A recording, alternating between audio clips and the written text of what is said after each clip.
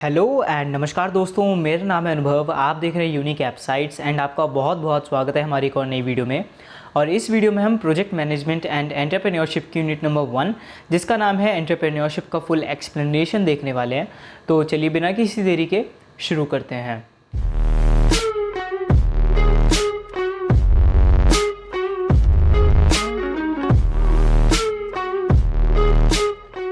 तो दोस्तों, जो प्रोजेक्ट मैनेजमेंट की यूनिट नंबर 1 होने वाली है उसकी अगर हम कंटेंट्स की बात करें तो सबसे पहला कंटेंट होने वाला है एंटरप्रेन्योर, कि एंटरप्रेन्योर क्या होता है, उसके क्या कैरेक्टरिस्टिक्स होते हैं, ये सारी चीज़ें हम पढ़ेंगे।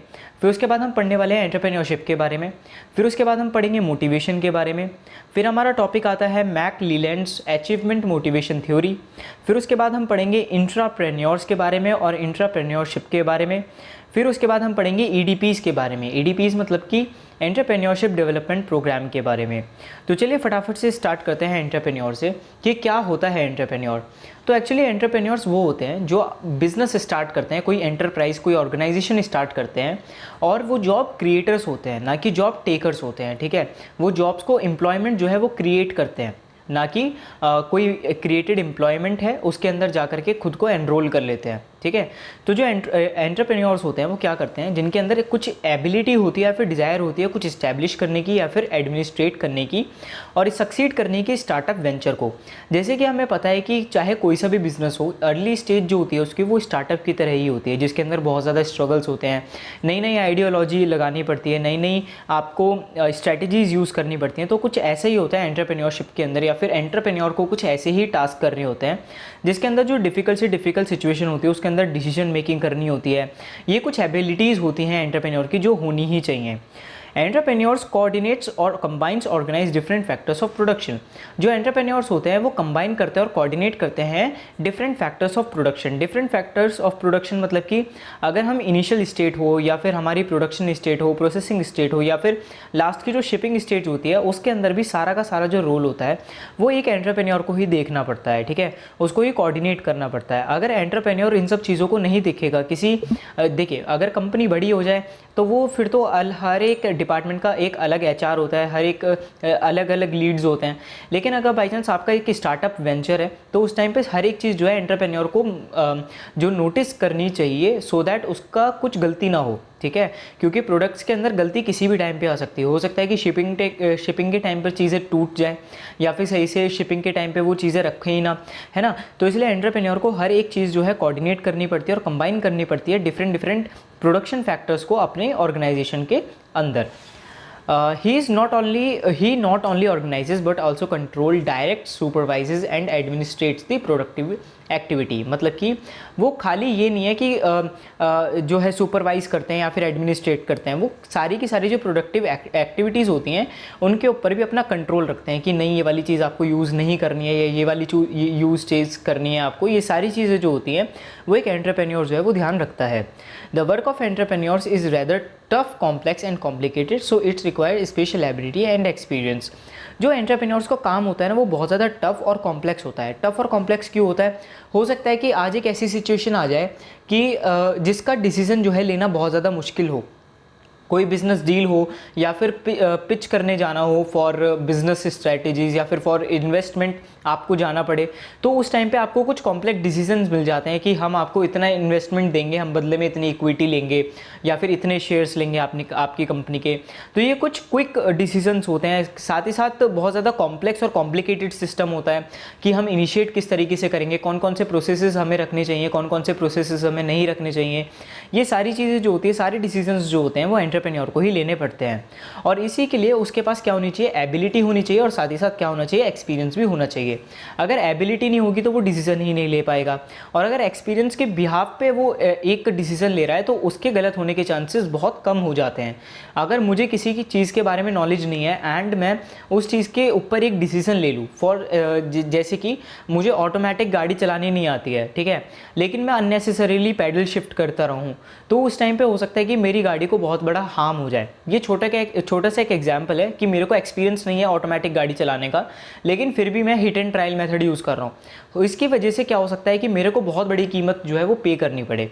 तो इसलिए पहले मुझे एक्सपीरियंस लेना चाहिए, फिर उसके बाद मुझे ड्राइव पे जाना चाहिए। तो ये कुछ एक्सपीरियंस जो है एंटरप्रेन्योर को होने चाहिए कि क्या ये डिसीजन सही रहेगा मेरे बिजनेस के लिए या नहीं रहेगा। अगर रहेगा तो ले लेना चाहिए, नहीं रहेगा तो उसी टाइम मना कर देना चाहिए, ठीक है। फिर उसके बाद बात करते हैं कि एंटरप्रेन्योर की क्वालिटीज़ क्या क्या होती हैं। तो यहाँ पे कुछ क्वालिटीज़ हमने लिखी हुई हैं। सबसे पहला है एफिशिएंसी। एफिशिएंसी का मतलब ये है कि वो बहुत ज़्यादा इंटेलिजेंट होना चाहिए। इंटेलिजेंट होने से क्या होगा, इंटेलिजेंट होने से वो डे टू डे प्रॉब्लम्स जो भी आएंगी उनको ईजिली सॉल्व कर सकता है। फॉर एग्जाम्पल, अगर बाई चांस आपको टीचर ने कोई असाइनमेंट दिया और असाइनमेंट आपने टाइम पे सबमिट नहीं किया, तो आपके पास 10 बहाने होते हैं। तो इसका मतलब ये कह सकते हैं कि आप एफिशिएंट हो बहाने बनाने में, ओके। इसी तरीके से हो सकता है एंटरप्रेन्योर को हर एक पर डे हर एक क्वेश्चन का जवाब देना पड़ता हो। जैसे कि कोई डिज़ाइनर रखा है, उन्होंने ग्राफिक डिज़ाइनर रखा हुआ है। ग्राफिक डिज़ाइनर ने क्या किया, 10 पोस्टर डिज़ाइन किए एंड उसमें से 2 सेलेक्ट करने हैं। तो ये जो एंटरप्रेन्योर होना चाहिए उसे 2 पोस्टर्स ऐसे चूज़ करने हैं उन 10 में से जो कि जो ऑडियंस है उसको अपनी तरफ अट्रैक्ट करें, है ना। तो ये डे टू डे प्रॉब्लम्स होती हैं जिसके अंदर एंटरप्रेन्योर जो है एफिशिएंट होना ज़रूरी होता है। फिर उसके बाद आती है ऑर्गेनाइजेशन। ऑर्गेनाइजेशन के अंदर क्या होता है, should be good organiser. Organiser का मतलब क्या होता है कि मान के चलिए हमारी कंपनी में कुछ इवेंट हो रहे हैं, ठीक है, या फिर कुछ हम नया इम्प्लीमेंट कर रहे हैं, नया प्रोसीजर इम्प्लीमेंट कर रहे हैं, तो उसके लिए कई सारी तैयारी करनी पड़ती है, कई सारी मशीनरी चाहिए होती है। अगर बाई चांस आपकी कंपनी बड़ी हो चुकी है तो उस टाइम पे क्या होगा, उस टाइम पे आपका एक इवेंट ऑर्गेनाइजर होगा जो कि पूरे के पूरे इवेंट को ऑर्गेनाइज करेगा। लेकिन जब स्टार्टिंग स्टेज होती है, स्टार्टअप होता है वो, तो उस टाइम पे आपके पास ऑर्गेनाइजर नहीं होता है। उस टाइम पे जो आपका एंटरप्रेन्योर होता है उसे ही सारी चीज़ें मैनेज करनी पड़ती हैं एंड ऑर्गेनाइज करनी पड़ती है, ठीक है। फिर उसके बाद आता है आपका सुपरविजन। सुपरविजन के अंदर क्या होता है कि आपका सुपरवाइज करने का जो तरीका होना चाहिए वो बहुत ज़्यादा एफिशिएंट होना चाहिए। मतलब कि ये नहीं है कि आप अपने जो एम्प्लॉयज़ हैं उनसे उल्टी सीधी तरीके से बात कर रहे हो, ऐसा नहीं होना चाहिए। अगर आप ऐसा करोगे तो आपके स्टार्टअप को कोई अपना स्टार्टअप नहीं समझेगा, वो यही समझेगा कि मैं अपनी बॉस की कंपनी में काम कर रहा हूँ, है ना। और वो अपना 100% भी नहीं देगा, वो सिर्फ उतना काम देगा जितना आप मांगोगे। सो आप जितना अच्छा सुपरवाइज़र बनोगे उतने ही अच्छे आपके एम्प्लॉयज़ रहेंगे आपके प्रति, और उतना ही ज़्यादा एफिशिएंट रहेगा वहाँ का माहौल और पॉजिटिविटी भी बनी रहेगी। Policy makeup. पॉलिसी मेकर का मतलब क्या होता है कि जो कंपनीज़ होती हैं उनकी कुछ पॉलिसीज़ होती हैं कि आप ये कर सकते हो, ये नहीं कर सकते हो। तो ये वाली जो चीज़ें होती हैं ये भी आपकी कंपनी की अच्छी से बनी होनी चाहिए। फिर उसके बाद आता है आपका डिसीजन मेकर। डिसीजन मेकर की हम पहले ही बात कर चुके हैं कि कोई भी डिसीजन हो वो आपको जल्द लेना चाहिए। जल्द लेना चाहिए मतलब कि ग्राफिक डिज़ाइनर ने 10 पोस्टर आपको दे दिए, उसमें से 2 चूज़ करने थे, ठीक है, लेकिन आपने उन 2 पोस्टर को चूज़ करने में 1 हफ्ता लगा दिया। तो अब आपकी जो मार्केटिंग टीम होगी वो खाली बैठी रहेगी और वो बिना फालतू के पैसे जो है, सैलरी जो है उन्हें मिलती रहेगी 1 हफ्ते की, है ना। तो इट्स बेटर कि आप जितने ज़्यादा क्विक डिसीजंस लोगे आपकी टीम जो है उतनी ही ज़्यादा काम करती रहेगी, एफिशिएंसी से काम करती रहेगी, आपकी कंपनी जो है वो ग्रोथ करती रहेगी।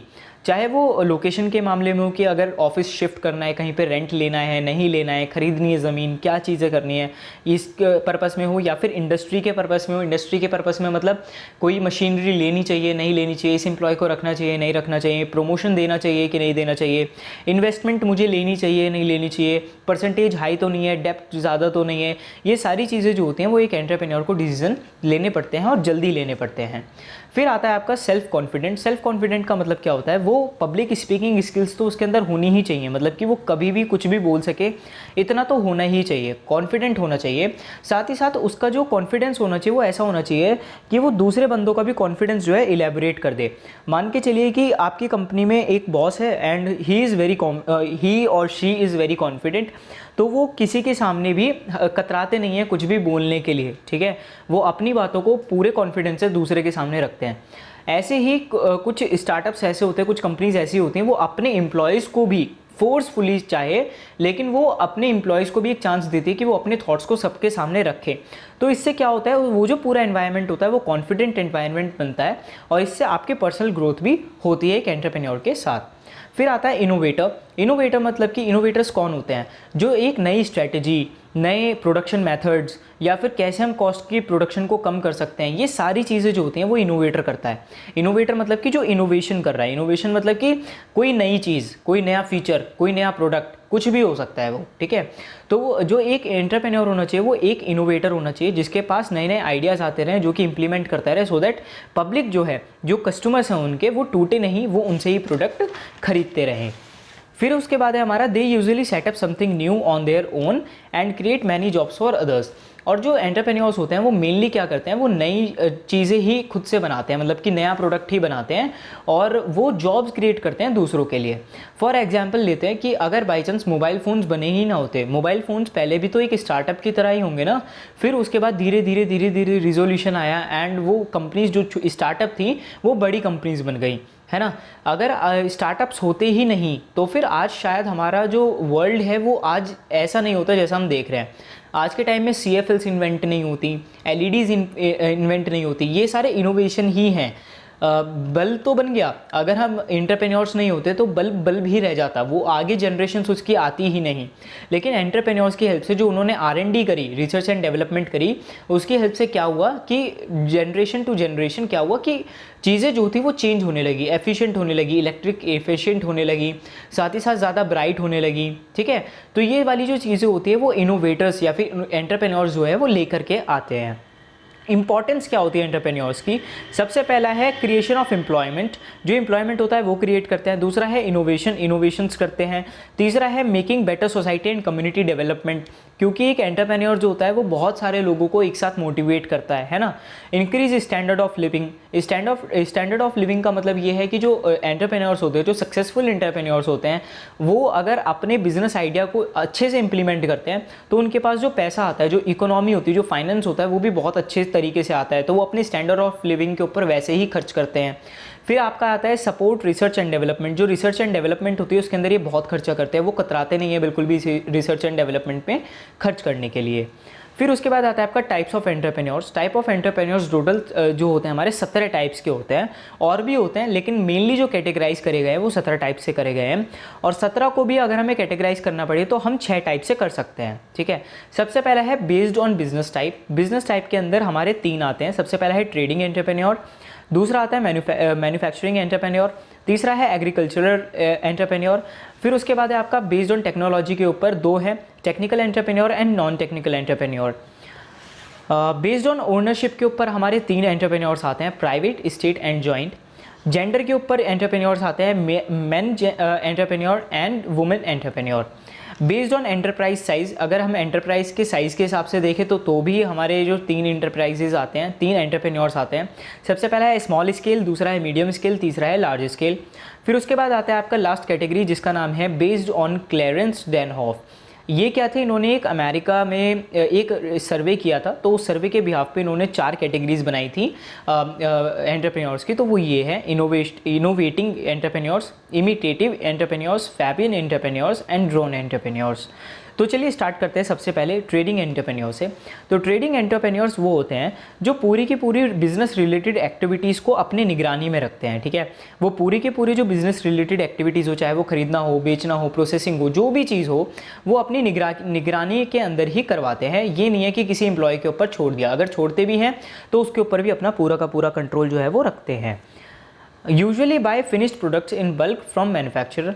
क्या होता है कि फिनिश्ड जो प्रोडक्ट होते हैं, जो कंप्लीट प्रोडक्ट्स होते हैं, जो कंपनी ने बना दिए हैं, बिल्कुल रेडी हैं, उनको ये खरीदते हैं और आगे ये बेचते हैं, ठीक है।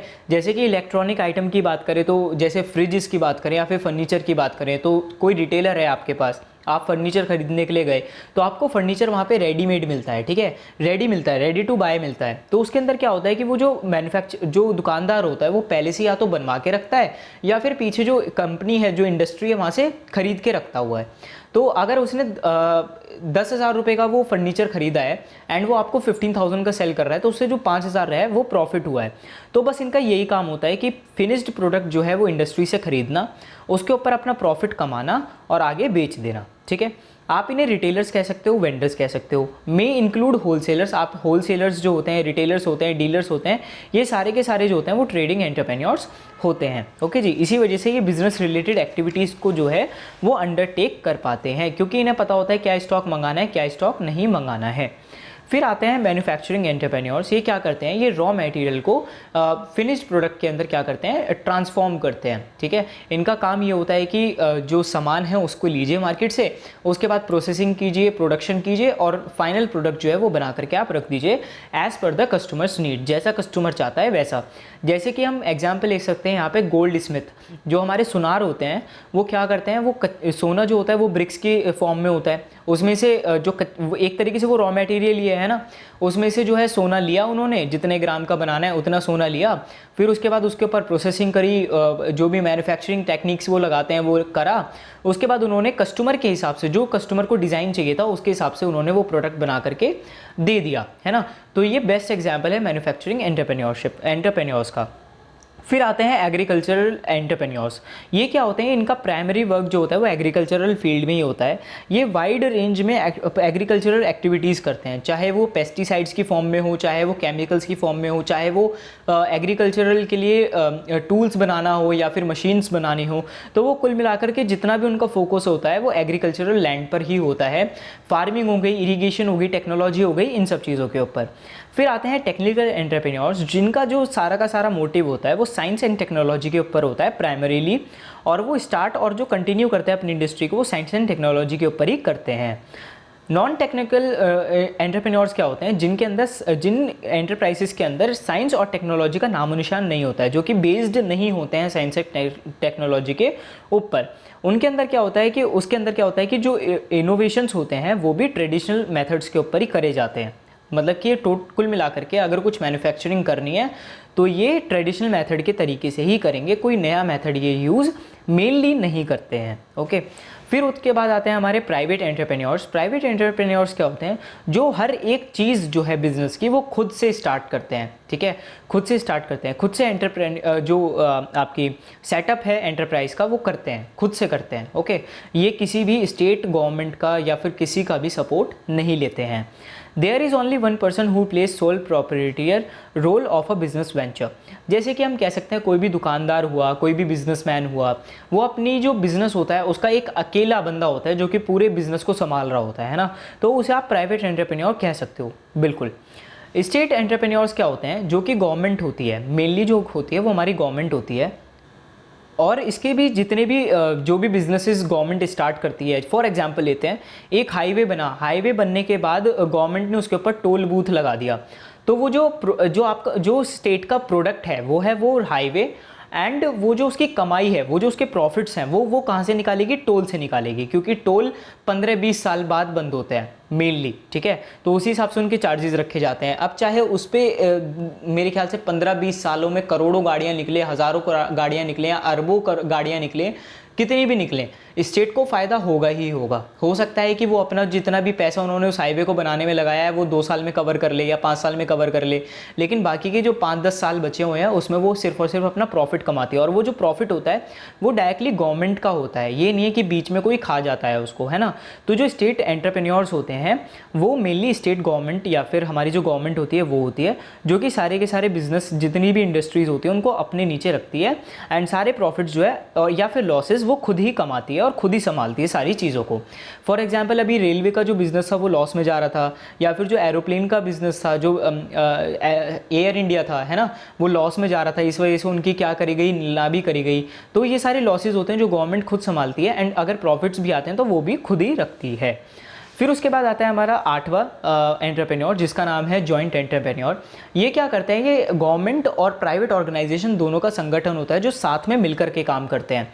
अब अगर इसका एग्जाम्पल ले तो एग्जाम्पल होता है टेंडर्स। जो गवर्नमेंट होती है वो टेंडर्स पास करती है, एंड जो प्राइवेट ऑर्गेनाइजेशंस होती हैं वो उन टेंडर्स को फिलअप करती हैं, चाहे वो रोड बनाने का हो, चाहे वो शराब का ठेका हो, या फिर वो कोई भी टेंडर हो। ठीक है, तो गवर्नमेंट क्या करती है, उसके ऊपर कुछ परसेंटेज सेट कर देती है कि आपकी जितनी भी इनकम होगी उसका 5% 10% हमारा होगा, है ना। तो इस तरीके से जो जॉइंट एंटरप्रेन्योरशिप है वो काम करती है। फिर उसके बाद आते हैं मैन एंटरप्रेन्योर्स। मैन एंटरप्रेन्योर्स वो होते हैं जिन वेंचर्स के अंदर खाली और खाली मैन काम करते हैं। ठीक है, form manage and operated by only man. Okay, उसके अंदर फीमेल्स का कोई भी पार्ट या फिर रोल नहीं होता है। वुमेन एंटरप्रेन्योर्स कौन सी होती हैं? वो होती हैं जो कि फॉर्म करती हैं, मैनेज करती हैं या फिर ऑपरेट करती हैं उस वेंचर को, वुमेन्स ही करती हैं। उनके अंदर मैन का कोई भी पार्ट या फिर जो भी रोल होता है वो मेंस का नहीं होता है। ओके, फिर उसके बाद आते हैं आपके small scale entrepreneurs. Small scale entrepreneurs वो होते हैं जिनके अंदर जो मिनिमम कितनी भी इन्वेस्टमेंट हो सकती है, लेकिन अप टू मैक्सिमम जो इन्वेस्टमेंट होगी वो 1 करोड़ रुपए की होगी। 1 करोड़ रुपए की ऊपर इन्वेस्टमेंट नहीं हो सकती है स्मॉल स्केल एंटरप्रेन्योर्स के ऊपर। ओके जी, 1 करोड़ के अंदर सारी चीज़ें आती हैं, चाहे वो एंटरप्राइज की चीज़ें हों जैसे कि प्लांट हो या फिर मशीनरी हो, वो सारी चीज़ें जो हैं आपको 1 करोड़ रुपए में ही अरेंज करनी होंगी, तो उसे स्मॉल स्केल एंटरप्रेन्योर्स कहते हैं। जैसे कि फॉर एग्जांपल लेते हैं कि जैसे चिप्स बनाने वाली जो कंपनीज़ होती हैं उनकी जो मशीनरी होती है वो ज़्यादा महंगी नहीं आती है, या फिर जेरोक्स करने वाली जो मशीन्स आती हैं वो इतनी ज़्यादा कॉस्टली नहीं आती हैं, तो आप इजीली उन मशीन्स को ख़रीद करके अपना जो छोटा सा बिजनेस जो है वो स्टार्ट कर सकते हो। तो 1 करोड़ से नीचे जितना भी लग रहा है वो सारा स्मॉल स्केल के अंदर होता है। 1 करोड़ से जितना भी ऊपर लगेगा 5 करोड़ तक वो आपका मीडियम स्केल में आएगा। ठीक है, तो इसके अंदर क्या होता है, मिनिमम 1 करोड़ और मैक्सिमम 5 करोड़। ओके जी, लार्ज स्केल के अंदर क्या होता है, मिनिमम 5 करोड़ और मैक्सिमम कितना भी हो सकता है इन्वेस्टमेंट।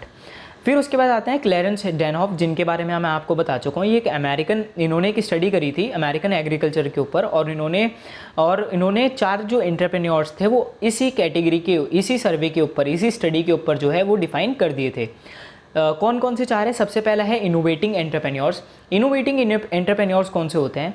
वो एंटरप्रेन्योर्स होते हैं जो कि कुछ नया आइडिया लेकर के आते हैं मार्केट के अंदर। ठीक है, नया मार्केट में आइडिया, जैसे कि फॉर एग्जांपल अभी फोल्ड फ़ोन्स आने लगे हैं। ठीक है, अगर बाई चांस सैमसंग अपना फोल्ड फ़ोन रिलीज़ नहीं करता, कोई नई कंपनी आती एंड वो अपना फोल्ड फ़ोन रिलीज़ करती, तो आप कह सकते हो एक तरीके से इनोवेटिंग एंटरप्रेन्योर है, क्योंकि जो फोल्डिंग फ़ोन है एक नया कॉन्सेप्ट वो कंपनी लॉन्च करती है ना, तो इसे बोलते हैं इनोवेटिंग एंटरप्रेन्योर। इस टाइम पे सैमसंग भी एक इनोवेटिंग एंटरप्रेन्योर ही है, क्योंकि वो नए नए इनोवेशंस कर रहे हैं, ट्रांसपेरेंट डिस्प्लेस बना रहे हैं, फोल्डेबल डिस्प्लेस बना रहे हैं, और भी कई सारी चीज़ें कर रहे हैं। और हर एक कंपनी जो भी इंडिया के अंदर है या जो भी वर्ल्ड वाइड है वो इनोवेटिंग ही होती है, क्योंकि वो अपने प्रोडक्ट के अंदर नए नए फीचर्स जो है वो ऐड करते रहते हैं। ठीक है, चाहे वो किसी भी फील्ड में हो, चाहे उन्होंने एक बटन भी ऐड किया ना जो एक आपका काम ईजी कर रहा है, फॉर एग्जाम्पल गूगल असिस्टेंट बना दिया, या फिर उन्होंने पावर बटन बना दिया जिससे आप इजीली एक बटन टैप करते के साथ ही स्विच ऑफ कर सकते हो या फिर ऑन कर सकते हो, तो वो भी एक इनोवेशन ही है। ओके, तो ये जो न्यू आइडियाज़ होते हैं, न्यू प्रोडक्शन मेथड होते हैं, उन्हें हम इनोवेटिंग एंटरप्रेन्योर्स कहते हैं।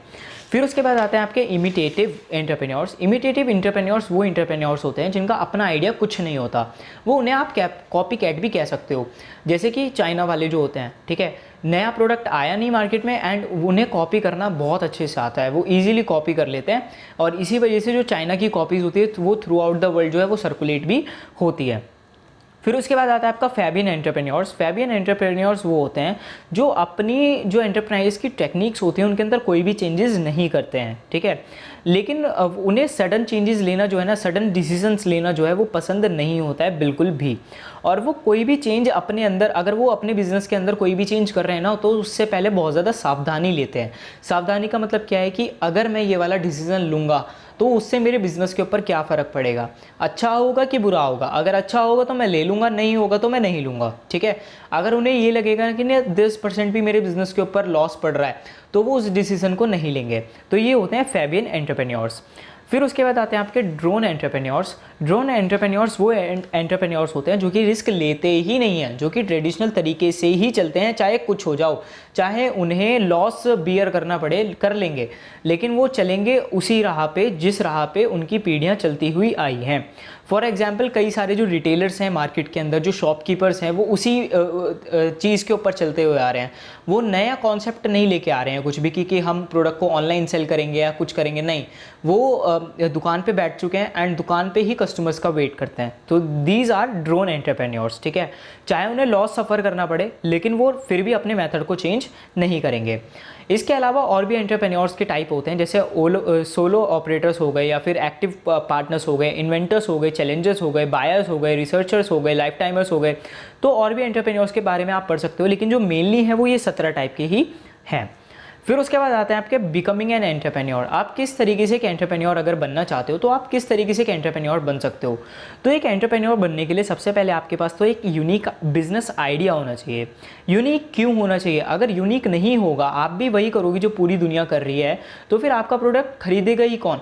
अगर बाई चांस मैं सैमसंग के फ़ोन्स यूज़ करता हूँ एंड आप भी बिल्कुल वैसा ही एक फ़ोन लेके आ गए, तो ब्रांड इक्विटी इस टाइम पे सैमसंग की ज़्यादा है। सेम फीचर्स होंगे, सारी सेम चीज़ें होंगी, तब भी मैं सैमसंग को ज़्यादा प्रेफर करूँगा because of brand equity, brand value, है ना।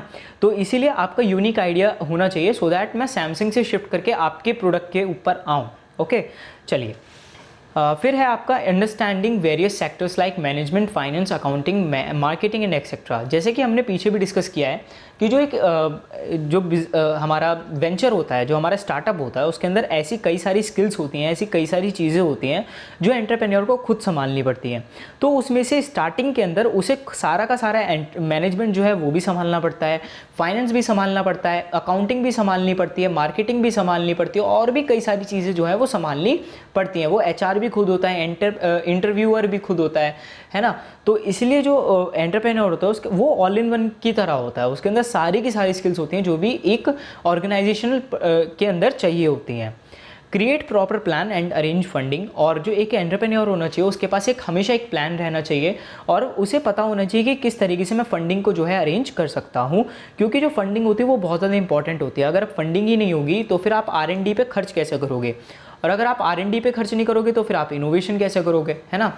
फिर उसके बाद आता है आपका product implementing competitive strategies and launch product और सर्विस। इसके अंदर आपकी जो कॉम्पिटिटिव स्ट्रैटेजीज जो होती हैं उन्हें आपको इम्प्लीमेंट करना आना चाहिए। अगर आप उन्हें इम्प्लीमेंट करोगे तो फिर इम्प्लीमेंट करने के बाद आपको प्रोडक्ट और सर्विस जो है वो लॉन्च करनी चाहिए। यहाँ पे मैं एक एग्जांपल लेता हूँ, जैसे कि रिलायंस जियो की यहाँ पे बात करते हैं। जो रिलायंस जियो था वो मार्केट में बिल्कुल नया आने वाला था एंड नए आने से पहले उन्होंने अपने कस्टमर्स को या फिर पूरे इंडिया को फ्री ऑफ कॉस्ट जो है सिम कार्ड्स दिए थे, जिसके अंदर उन्होंने 1 साल तक का फ्री कॉलिंग, डेटा, SMS, ये सारी चीज़ें सर्विसेज दी थी फ्री ऑफ कॉस्ट एंड लोगों ने बखूबी इन चीज़ों को यूज़ भी किया था फ्री ऑफ कॉस्ट। तो ये एक मार्केटिंग या फिर मैं कहूँ कॉम्पिटिटिव स्ट्रैटेजी थी, लोगों ने उस सर्विस को फ्री ऑफ कॉस्ट यूज़ किया। फिर उसके बाद जब जियो ने अपने पेड जो पैक्स थे वो लॉन्च किए तो वो लोगों को इतने ज़्यादा चीप लगे कि लोगों ने जियो से शिफ्ट ही नहीं किया, और आज के टाइम पर भी लोग जो है वो रिलायंस जियो से किसी भी और कंपनी पे शिफ्ट होते भी नहीं हैं। तो इसलिए कॉम्पिटिटिव स्ट्रैटेजी थी रिलायंस जियो की जो कि बहुत ज़्यादा स्ट्रॉन्ग थी, और उसके बाद उन्होंने अपना प्रोडक्ट जो है या फिर सर्विस जो है वो लॉन्च कर दिया था। Find and connect related market and customer. उन्होंने फाइंड किया, आपको जो एक एंटरप्रेन्योर होना चाहिए उसे ढूंढनी चाहिए और कनेक्ट करना चाहिए रिलेटेड मार्केट से और कस्टमर से, कि अगर बाई चांस मेरा जो अगर बिज़नेस है वो लैपटॉप्स का है एंड मैं उन लैपटॉप्स को सेल कर रहा हूँ किसी एक ऐसे आदमी को जो कि बहुत ज़्यादा गरीब है और जिसका लैपटॉप का कुछ काम भी नहीं है, तो ये मार्केटिंग स्ट्रैटेजी मेरी गलत हो जाएगी, मैं गलत लोगों से कनेक्ट हो रहा हूँ। लेकिन वहीं मैं स्टूडेंट से कनेक्ट होऊंगा उस लैपटॉप को लेकर के, तो स्टूडेंट्स जो हैं वो बिल्कुल ही उसमें इंटरेस्ट दिखाएंगे, वो अपने पेरेंट्स के परमिशन लेकर के हो सकता है कि मेरे से लैपटॉप खरीद लें, है ना। तो इसलिए मुझे उन लोगों से कनेक्ट करना चाहिए जो कि मेरे प्रोडक्ट को खरीदेंगे, ना कि बस सिर्फ और सिर्फ सुनेंगे एंड ठीक है नहीं यार नहीं लेना, मेरा बजट नहीं बन रहा है, I will talk to you letter.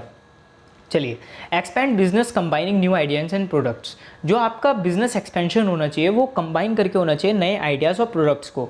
अगर बाई चांस आप टाइम टू टाइम नए प्रोडक्ट्स लॉन्च नहीं करोगे तो फिर आपका जो वेंचर है वो एक लिमिटेड टाइम पीरियड तक ही चलेगा। फॉर एग्जांपल हम आइसक्रीम्स की बात यहाँ पे करते हैं। जो आइसक्रीम्स होती हैं उसके अंदर इतने ज़्यादा फ्लेवर्स क्यों आते हैं? टाइम टू टाइम नए नए फ्लेवर्स जो है वो लॉन्च करती रहती है कोई भी कंपनी, और साथ ही साथ जो एडवर्टाइजिंग होता है वो भी बहुत ज़्यादा ऐसा होता है कि आपको कार्विंग होने लगती है कि हाँ यार ये वाली आइसक्रीम तो मेरे को खानी है।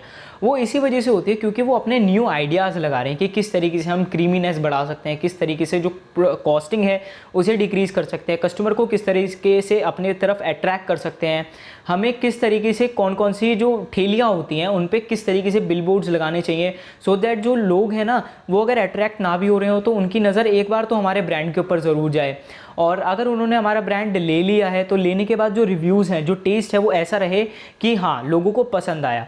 और अगर नए टेस्ट रहेंगे तो लोग बिल्कुल उसको ट्राई करने के लिए बिल्कुल एग्रेसिव रहेंगे कि हाँ यार एक नया प्रोडक्ट आया है and we have to try it. तो इसलिए आपको अगर अपना बिजनेस एक्सपेंड करना है तो उसके लिए आपको नए आइडियाज़ और प्रोडक्ट्स जो है वो लगाने ही पड़ेंगे, एक्सपेंड करने ही पड़ेंगे। फिर उसके बाद हमारा नेक्स्ट टॉपिक आता है एंटरप्रेन्योरशिप। और ये जो एंटरप्रेन्योरशिप हमारा टॉपिक है ये इंट्रोड्यूस किया गया था जोसेफ एलॉयस स्किम पीटर के द्वारा, और इन्होंने ये एक तरीके से एंटरप्रेन्योरशिप क्या होती है पहले ये समझते हैं। तो एंटरप्रेन्योरशिप होती है एक ऐसी एबिलिटी जिसके अंदर आप स्टार्ट करते हो, ऑर्गेनाइज करते हो और रन करते हो एक बिजनेस का, सारी की सारी जितनी भी हर्डल्स आती हैं आपके रास्ते में उनको पार करते हुए। अब हर्डल्स कैसे आती हैं, मान के चलिए टाइम टू टाइम जो होती है ना कुछ फैक्टर्स ऐसे होते हैं जो अटक ही जाते हैं। मान के चलिए कि मार्केट लो हो गई है, रिसेशन आ गया है, इकोनॉमिक क्राइसिस आ गए हैं, उसके अलावा डिमांड खत्म हो गई है, या फिर आपके कुछ पर्सनल रीजंस भी हो सकते हैं, आप अंडर कॉन्फिडेंट हो रहे हो, या फिर कुछ पर्सनल रीजंस है, तबीयत खराब है, या फिर जो भी चीज़ें हैं वो कुछ हर्डल्स होते हैं जो आपके बिजनेस के बीच में जो है आते रहते हैं। तो उन सब चीज़ों से जो है आपको ओवरकम जो करके उस बिज़नेस को आगे बढ़ाता है, ऑर्गेनाइज करता रहता है, रन करता रहता है उस बिज़नेस को, उसे ही एंटरप्रेन्योरशिप कहते हैं। और अपने प्रॉफिट्स को बढ़ाता रहता है, ठीक है। ये नहीं है कि तबीयत खराब हो गई तो 2 दिन ऑफिस नहीं गया, प्रॉफिट्स नीचे आ गए, नहीं, ऐसा नहीं होता है। आपका जो बिज़नेस है, जो वेंचर है, वो ऐसा होना चाहिए कि आप चाहे किसी प्रॉब्लम में फंस गए हो, किसी हर्डल से अगर फाइट कर रहे हो, लेकिन फिर भी जो आपका वेंचर है उसके ऊपर ज़्यादा फर्क नहीं पड़े, ठीक है। It plays a huge role in development of a country in this continuously changing world and competitive global market। अब इस चीज़ को ज़रा हम बहुत ध्यान से समझते हैं क्योंकि बहुत इंपॉर्टेंट पॉइंट है। जो एंटरप्रेन्योरशिप होती है वो एक कंट्री के लिए बहुत ज़्यादा इंपॉर्टेंट होती है, कंट्री नहीं पूरे वर्ल्ड के लिए बहुत ज़्यादा इंपॉर्टेंट होती है। क्योंकि अगर स्टार्टअप्स होंगे, जितने ज़्यादा स्टार्टअप्स होंगे उतना ही ज़्यादा जो टर्नओवर है उस कंपनी का होगा, और जितना ज़्यादा उस कंपनी का टर्नओवर होगा उतना ही ज़्यादा जो टैक्स है वो किसी भी कंट्री के जो है जो ऑफिशियल्स हैं, इनकम टैक्स डिपार्टमेंट है, उसको मिलेगा। और अगर टैक्स मिलेगा तो जो गवर्नमेंट है उसको ईज़ होगी कि देश को चलाने के लिए। तो इसलिए इट्स वेरी इंपॉर्टेंट कि जो एंटरप्रेन्योरशिप है वो देश के अंदर बढ़े। जितने ज़्यादा एंटरप्रेन्योर्स होंगे, जितनी ज़्यादा एंटरप्रेन्योरशिप का बढ़ावा होगा, उतना ही ज़्यादा कंट्री को जो है बेनिफिट होगा इन टर्म्स ऑफ टैक्सेस। और साथ ही साथ नाम तो होता ही है, अगर कि कोई कंपनी फेमस हो जाती है तो उसके पीछे अगर ओरिजिन लगा हुआ हो, कंट्री ऑफ ओरिजिन इंडिया, तो इंडिया का नाम अपने आप जो है ऊपर हो जाता है, ठीक है। फॉर एग्जाम्पल TCS की बात करते हैं, इन्फोसिस की बात करते हैं, विप्रो की बात करते हैं, तो ये कुछ ऐसी कंपनीज हैं जो कि पूरे वर्ल्ड के अंदर अपने जो है ऑफिस को बना के रखी हुई हैं एंड पूरे वर्ल्ड के अंदर डील करती हैं। और जब कोई भी गूगल करेगा कि ये कंपनीज कहाँ की हैं और what is the origin of these companies, तो वो है इंडिया। तो अपने आप जो इंडिया के क्रेडिट्स है वो पूरे वर्ल्ड के सामने जो है बढ़ जाते हैं, ठीक है। तो इसीलिए ये जो कंपनीज होती हैं इंडिया के मान सम्मान या फिर किसी भी कंट्री के मान सम्मान को बढ़ाने के लिए भी बहुत ज़्यादा जो होती है हेल्पफुल होती हैं। तो इसलिए एंटरप्रेन्योरशिप जो है बहुत बड़ी जिम्मेदारी की तरह भी आप कह सकते हो कि है। कैरेक्टरिस्टिक्स की बात करते हैं तो यहाँ पे हमारे पास 6 कैरेक्टरिस्टिक्स हैं एंटरप्रेन्योरशिप की। सबसे पहले आपके अंदर एबिलिटी होनी चाहिए रिस्क लेने की, क्योंकि एक वेंचर के अंदर बहुत सारे रिस्क आपको लेने पड़ते हैं। इनोवेशन करते रहना चाहिए, विजनरी एंड लीडरशिप क्वालिटी आपके अंदर होनी चाहिए, ओपन माइंडेड होने चाहिए। ओपन माइंडेड का मतलब ये नहीं है कि आप किसी और फील्ड में ले जा रहे हो। ओपन माइंडेड का मतलब ये है कि आप सबके थॉट्स को सुनो, ठीक है। सबके थॉट्स को सुन करके आपको जो डिसीजन ठीक लगे अपने वेंचर के लिए वो आपको करना चाहिए। फिर उसके बाद आती है फ्लेक्सिबिलिटी। फ्लेक्सिबल मतलब कि आपको हर एक टास्क करने के लिए फ्लेक्सिबल होना चाहिए। जैसे कि हमने देखा कि आपको कई सारे सेक्टर्स के अंदर नॉलेज होनी चाहिए, चाहे वो मैनेजमेंट हो, चाहे वो फाइनेंस हो, चाहे वो अकाउंटिंग हो, मार्केटिंग हो। तो अब आप फ्लेक्सिबल तो हो ही गई। एक एंटरप्रेन्योर अगर ये इन सब स्किल से लेस होगा तो वो फ्लेक्सिबल भी ऑटोमेटिकली हो जाएगा। नो योर प्रोडक्ट का मतलब क्या होता है कि अगर आपकी कंपनी में 10 प्रोडक्ट्स हैं तो उन 10 प्रोडक्ट्स के बारे में आपको जानकारी होनी ही चाहिए। अगर आपको 10 प्रोडक्ट्स के बारे में जानकारी नहीं है तो कैसी एंटरप्रेन्योरशिप कर रहे हो भैया आप, है ना। तो जो भी आपके प्रोडक्ट्स हैं उनके बारे में आपको जानकारी ज़रूर होनी चाहिए, सो दैट आपसे अगर कोई भी कभी भी पूछ ले तो आपके पास एक आंसर रहे। फिर आता है टाइप्स ऑफ एंटरप्रेन्योरशिप। 4 टाइप की एंटरप्रेन्योरशिप होती है। सबसे पहला होता है स्मॉल बिजनेस एंटरप्रेन्योरशिप, जो कि स्मॉल स्केल पे जो है ऑपरेट होता है। जैसे कि हमने पीछे देखा था, स्मॉल स्केल आप बिल्कुल सही समझ रहे हो, 1 करोड़ रुपए तक की इन्वेस्टमेंट के ऊपर जो बिजनेस रन करता है उसे हम स्मॉल बिजनेस एंटरप्रेन्योरशिप कह सकते हैं, या फिर स्मॉल स्केल एंटरप्रेन्योरशिप कह सकते हैं। ग्रॉसरी स्टोर हो गया, कारपेंटर हो गए, कंसल्टेंट हो गए, प्लम्बर हो गए, ये सारी चीज़ें। प्रॉफिट ज़्यादा नहीं होते हैं लेकिन फिर भी इनफ होते हैं कि अपने परिवार को वो पाल सके आराम से। स्केलेबल स्टार्टअप एंटरप्रेन्योरशिप क्या होती है? Focus on bringing a positive and big change to world. ये क्या करते हैं, इनका ध्यान ये होता है कि किस तरीके से हम पूरे वर्ल्ड के अंदर बड़े से बड़ा जो है इवोल्यूशन लेके आ सकते हैं। इनका जो प्राइम ये होता है कि जो हिस्ट्री होती है ना उसमें अपना नाम दर्ज करवाना, इनका मेन जो एम होता है वो यही होता है। इसके अंदर जो मेन सोर्स होता है इनकी कैपिटल का वो होता है इन्वेस्टर्स। जो इन्वेस्टर्स होते हैं होते हैं वो इनको बहुत सारा पैसा देते हैं R&D में खर्च करने के लिए, सो दैट वो रिसर्च जितनी ज़्यादा अच्छी कर पाएंगे उतना ही ज़्यादा जो है जो सॉल्यूशन है या फिर आउटपुट जो है वो उनको मिलेगा। फिर उसके बाद आती है आपकी लार्ज कंपनी एंटरप्रेन्योरशिप। ये वो एंटरप्रेन्योरशिप कंपनीज़ होती हैं जिनकी अलग अलग कंट्रीज़ के अंदर या अलग अलग जगहों पे जो है ब्रांचेज होती हैं, और इनका मेन स्ट्रैटेजी ये होती है कि इन्हें ग्रो करना है और सस्टेन करना है। ग्रो का मतलब हमें पता है कि आगे बढ़ते रहना है, एक्सपेंड करना है। सस्टेन का मतलब कि मार्केट में टिके रहना है। ये नहीं है कि उन्होंने ग्रो किया एंड 5-6 साल रुके एंड उसके बाद चलते बने, ऐसा नहीं करना है। उन्हें रुकना है, लंबे समय तक रुकना है, ठीक है। ये कंपनीज जो होती हैं वो बिल्कुल भी पीछे नहीं हटती हैं कि इनके अंदर इनकी जो टेक्नोलॉजी उनके अंदर कोई भी चेंज अडॉप्ट करने से नहीं डरती हैं कंपनीज। कस्टमर के प्रेफरेंसेस को लेने से नहीं डरती हैं। ये टेस्ट हो चाहे कंपटीशन हो, किसी चीज़ से नहीं डरती हैं ये कंपनीज। जैसे कि गूगल हो गई, ठीक है। गूगल एक ऐसी कंपनी है जो कि कस्टमर के प्रेफरेंस के हिसाब से जो है अपने प्रोडक्ट्स को मॉडिफाई करती है और लेकर के आती है। फॉर एग्जांपल लेते हैं, जैसे कि पहले टिकटॉक था, है ना। टिकटॉक पे लोग शॉर्ट वीडियोस देखते रहते थे, लेकिन फिर उसके बाद जो because of privacy issues Indian government ने उन ऐप्स को बैन कर दिया था। बैन करने के बाद जो इंस्टाग्राम था रील वाला ऑप्शन लेके आया, एंड वो आज भी है, एंड वहाँ पे भी लोग शॉर्ट वीडियोज़ ही देखते हैं। लेकिन YouTube को समझ में आया कि अब लंबी वीडियोस का काम थोड़ा सा कम हो गया है, अब मुझे लेकर के आना चाहिए शॉर्ट वीडियोस को। तो इसलिए जो YouTube है उसने अपने शॉर्ट्स को लॉन्च किया। तो एक तरीके से हम कह सकते हैं कि जैसे कस्टमर की प्रेफरेंस थी या फिर टेस्ट था, उसके हिसाब से इसने नई टेक्नोलॉजी को या फिर चेंज को जो है अडॉप्ट किया। सोशल एंटरप्रेन्योरशिप की बात करते हैं तो सोशल एंटरप्रेन्योर्स वो होते हैं जिन्हें पैसों से मतलब नहीं होता है, उन्हें सिर्फ और सिर्फ सोसाइटी के अंदर एक चेंज लेकर के आना होता है। सोसाइटी के अंदर चेंज का मतलब क्या है कि सोसाइटी के लिए भला करना, चाहे वो किसी भी फील्ड से हो। फॉर एग्जाम्पल LEDs बनी, लाइट बनी। लाइट इसलिए नहीं बनी थी क्योंकि उन्हें पैसा कमाना था, लाइट इसलिए बनी थी, बल्ब इसलिए बने थे क्योंकि उन्हें सोसाइटी के अंदर सोशली कोई चेंज लेके आना था। बच्चे डर जाते थे रात में, उन्हें ये वाली चीज़ फील हुई, तो इसी वजह से उन्होंने क्या किया, एक बल्ब जो है वो बनाया सो दैट जो बच्चे हैं वो डरे नहीं, ठीक है। तो उनका मेन मोटिव ये नहीं होता है कि पैसा कमाना, उनका मेन मोटिव ये होता है कि हमें सोसाइटी के अंदर एक चेंज लेकर के आना है। चलिए आगे बढ़ते हैं। तो आगे आता है हमारा इंपॉर्टेंस ऑफ एंटरप्रेन्योरशिप। इंपॉर्टेंस क्या क्या होती है, तो सबसे पहला होता है क्रिएशन ऑफ एम्प्लॉयमेंट। ये हमें पता है, एम्प्लॉयमेंट करना, एम्प्लॉयमेंट का बढ़ावा देना, लोगों को जॉब देना, लोगों को एम्प्लॉय करना, ठीक है, पैसे देना, कमाना, ये सारी चीज़ें। इनोवेशन करना, सोसाइटी के ऊपर एक इम्पैक्ट डालना, ठीक है, इंक्रीज़ करना स्टैंडर्ड ऑफ लिविंग को, सपोर्ट R&D, जो R&D है, रिसर्च एंड डेवलपमेंट है, उसको सपोर्ट करना। ये सारे के सारे कुछ इंपॉर्टेंट्स हैं एंटरप्रेन्योरशिप के। फिर उसके बाद अगर हम बैरियर्स की बात करें तो टोटल 5 बैरियर्स हैं हमारे पास फ़िलहाल। तो सबसे पहला है एनवायरमेंटल बैरियर। एनवायरमेंटल बैरियर क्या होता है, जो बैरियर हमें अपने आसपास के एरिया से मिलता है, ठीक है, अपनी लोकेलिटी से मिलता है या फिर बाहरी लोगों से मिलता है, उसे हम एनवायरमेंटल बैरियर कहते हैं। जैसे कि non availability of raw material. जैसे कि अभी आपको पता होगा कि कुछ टाइम पहले चिप्स जो थी, जो हमारे फ़ोन्स के अंदर चिपसेट लगे हुए हैं, प्रोसेसर्स लगे हुए हैं, उनकी कमी आ गई थी, शॉर्टेज आ गई थी, चिप शॉर्टेज हो गई थी, है ना। तो जिसकी वजह से जो प्राइस थे वो कुछ डिवाइसेस के बढ़ भी गए थे, घट भी गए थे, तो बहुत सारी चीज़ें हुई थी उस टाइम पे। तो non availability of raw material, एक तरीके से जब तक वो चिप फ़ोन के अंदर नहीं लग जाती, वो एक रॉ मटेरियल की तरह ही है, वो वेस्ट है ना। तो अगर रॉ मटेरियल अवेलेबल नहीं होगा तो फिर आपका जो फाइनल प्रोडक्ट है वो भी रेडी नहीं होगा। शॉर्टेज ऑफ स्किल्ड लेबर, जो स्किल्ड लेबर है उसकी कमी होना, क्योंकि आज के टाइम में जो लोग हैं वो स्किल्ड नहीं है ज़्यादा, ठीक है।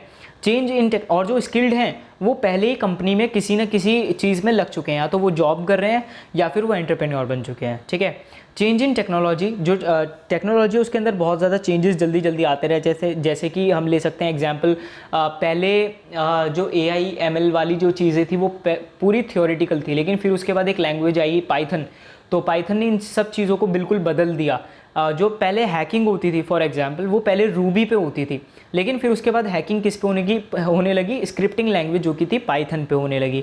तो टेक्नोलॉजी के अंदर चेंजेस आते हैं, एंड फिर उसके बाद जो एम्प्लॉयज़ होते हैं उन्हें वो सीखनी पड़ती है, क्योंकि कंपनीज़ को टेक्नोलॉजी के ऊपर शिफ्ट करना ही पड़ता है। पुअर इंफ्रास्ट्रक्चर, अगर इंफ्रास्ट्रक्चर अच्छा नहीं होगा तो फिर आप भैया क्या ही उम्मीद लगाते हो कि कंपनी जो है वो ऊपर जाएगी या नीचे जाएगी, वो तो आप समझ ही पा रहे होगे। नेचुरल कैलेमिलिटी, कैलेमिलिटी का मतलब क्या होता है कि नेचुरली कुछ भी आपदा आना, नेचुरली ज़्यादा बारिश होने लगी, बादल फट गया, ये वाली चीज़ें जो होती हैं, भूकंप आ गया, ठीक है। तो ये वाली जो चीज़ें होती है वो नेचुरल कैलेमिटी में आती हैं। दोस्तों आगे बढ़ने से पहले प्लीज़ हमारे चैनल यूनिक एपसाइट्स को सब्सक्राइब कर देना, वीडियो को लाइक कर देना, शेयर कर देना अपने दोस्तों को, और प्लीज़ मुझे कमेंट सेक्शन में ज़रूर बताना अगर आपको कोई भी सजेशन हो, कोई भी आपको मुझे सुझाव देना हो या फिर कोई भी अप्रिसिएशन देनी हो, तो I am open to all. Please मुझे कमेंट सेक्शन में ज़रूर बताना एंड मैं हर एक का रिप्लाई ज़रूर करूँगा। तो चलिए देखते हैं, आगे बढ़ते हैं। और हमारा टेलीग्राम चैनल जो है ना, उसे भी आप ज़रूर से ज्वाइन कर सकते हो, ज्वाइन कर लेना, और you can follow us on Instagram and other social media platforms also. चलिए फिर देखते हैं फाइनेंशियल कंस्ट्रेंट्स। फाइनेंशियल कंस्ट्रेंट्स वो होते हैं कि पैसा ख़त्म हो जाना, इन्वेस्टमेंट ना होना, जिसकी वजह से क्या होता है आप एम्प्लॉयज़ की सैलरी तक नहीं दे पाते हो, तो फिर आपकी जो एंटरप्रेन्योरशिप है वो वहीं की वहीं एंड हो जाती है, ठीक है।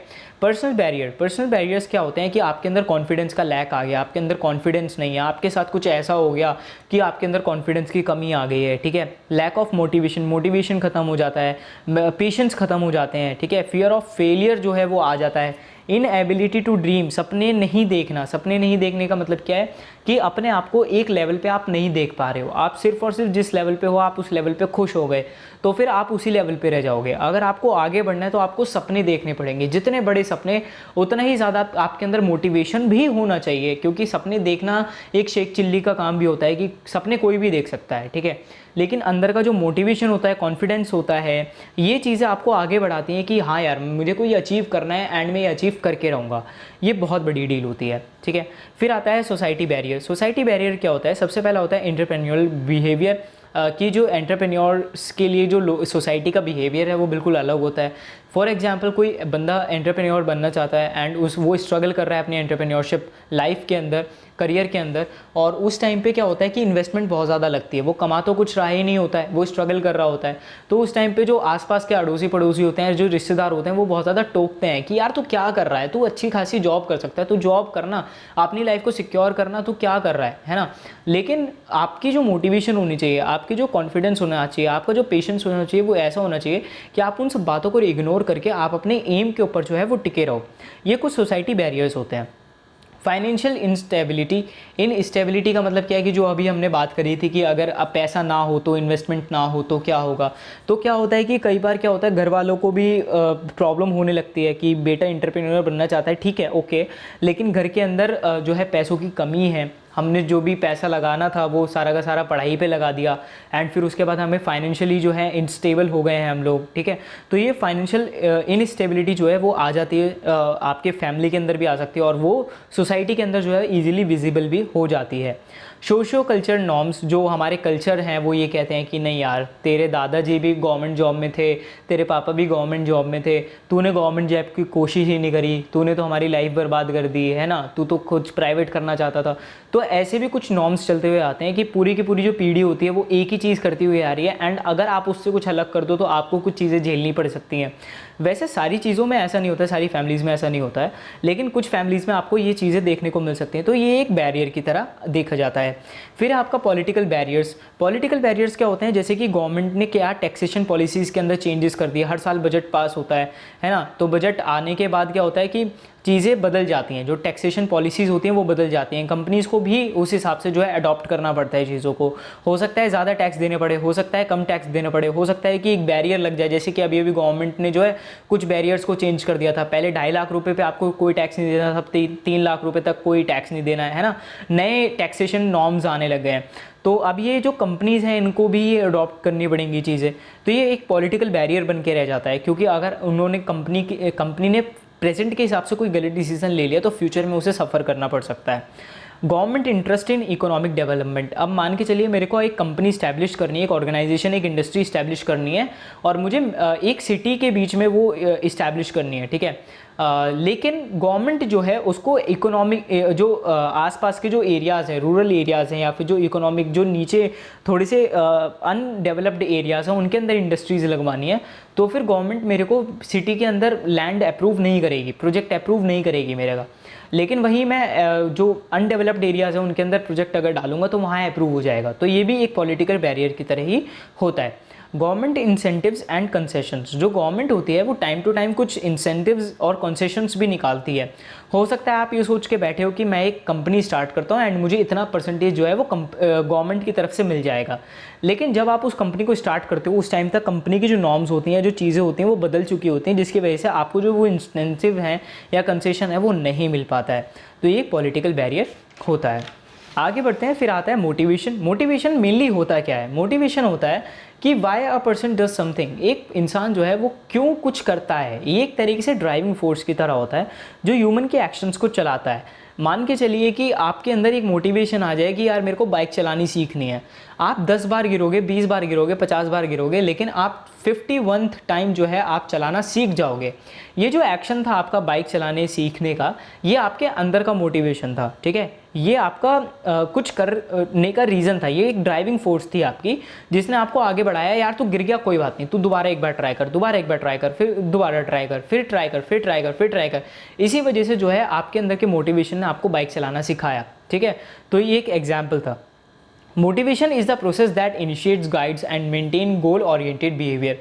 मोटिवेशन एक प्रोसेस की तरह है जो कि इनिशिएट करता है। इनिशिएट मतलब स्टार्ट करना, गाइड करना मतलब कि समझाना। टाइम टू टाइम आपको अपने गोल के ऊपर जो है वो एम रखना है। And maintain goal oriented behaviour, जो गोल तक पहुंचने के लिए जो बिहेवियर ज़रूरी है उसको मेंटेन करने के लिए मोटिवेशन बहुत ज़्यादा ज़रूरी है। अगर किसी ह्यूमन के अंदर मोटिवेशन ही नहीं होगा कि मुझे जॉब लेनी है यार, मुझे जॉब लेनी है यार, जॉब लेने के लिए भी कई सारी चीज़ों को इनिशिएट करना पड़ता है। फॉर एग्जांपल आपकी बॉडी लैंग्वेज हो गई, आपकी इंग्लिश स्पीकिंग हो गई, आपकी कम्युनिकेशन स्किल्स हुई, आपकी कोडिंग स्किल्स हुई, टेक्निकल स्किल्स हुई। अगर आप नॉन टेक्निकल हो तो नॉन टेक्निकल स्किल्स हुई। तो स्किल्स बहुत मैटर करती हैं। तो उसके लिए आपको वो पहले स्किल्स सीखनी पड़ेंगी, उसके बाद इंटरव्यूज़ क्लियर करने पड़ेंगे, उसके बाद ही तो जॉब मिलेगी, है ना। या फिर एंटरप्रेन्योर्स की बात करते हैं तो आपको सबसे पहले हर एक फील्ड की जो है आइडिया लेना पड़ेगा, चाहे वो फाइनेंस हो, चाहे वो कोई से भी हो, उसके बाद ही तो आप आगे बढ़ पाओगे, है ना। तो मोटिवेशन बहुत ज़्यादा ज़रूरी होता है किसी भी चीज़ को इनिशिएट करने के लिए, गाइड करने के लिए और अपने बिहेवियर को जो है मेंटेन करने के लिए, उस गोल को पाने के लिए। एग्जाम्पल की बात करें तो एग्जाम्पल है हमारे पास, जैसे कि कुछ लोग जो है वेट बहुत शिद्दत से लूज़ करना चाहते हैं, ठीक है। तो उनके अंदर अपने आप ही मोटिवेशन आ जाता है, वो सुबह अपने आप ही 4 बजे उठते हैं। अपने आप ही जिन लोगों की 6-6 रोटियों की डाइट होती है वो अपने आप ही 2 रोटियों पे आ जाते हैं या फिर 1 रोटी पे आ जाते हैं, या कई बार तो छोड़ ही देते हैं, फ्रूट्स पे ही जिएंगे, है ना। तो ये जो मोटिवेशन होता है लोगों के अंदर आना ज़रूरी है। अगर मोटिवेशन आएगा तभी आप कुछ चीज़ अचीव कर सकते हो, चाहे वो वेट को लूज़ करना हो, चाहे वो प्रमोशन लेना हो, ठीक है, या फिर किसी एक स्केल तक पहुंचना हो, $1 बिलियन कंपनी बनाना हो या फिर यूनिकॉर्न कंपनी बनना हो। तो उसके लिए आपका मोटिवेशन जो है वो बहुत ज़्यादा मैटर करता है। टाइप्स ऑफ मोटिवेशन की बात करते हैं तो 2 टाइप के मोटिवेशन होते हैं। एक होता है एक्सट्रिंसिक और दूसरा होता है इंट्रिंसिक। एक्सट्रिंसिक मोटिवेशन वो होता है जो आपको बाहरी दुनिया से मोटिवेशन मिलता है। फॉर एग्जांपल आप अच्छे नंबर लेके आते हो एंड आपके स्कूल के अंदर एक सेरेमनी रखी जाती है, अचीवमेंट सेरेमनी रखी जाती है। उसके अंदर आपको ट्रॉफी मिलती है या फिर कुछ कैश रिवॉर्ड मिलता है, ठीक है, और आपको साथ ही साथ स्टेज पे बुला के सारी चीज़ें करवाई जाती हैं। तो आपको एक सोशल रिकॉग्निशन भी मिलता है, प्रेज भी मिलता है ना।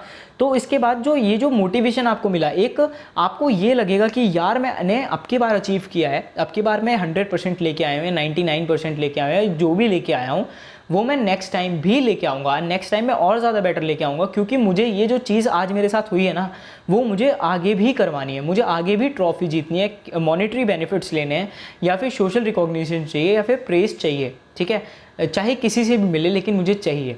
तो ये होती है आपकी एक्सट्रिंसिक मोटिवेशन, ठीक है।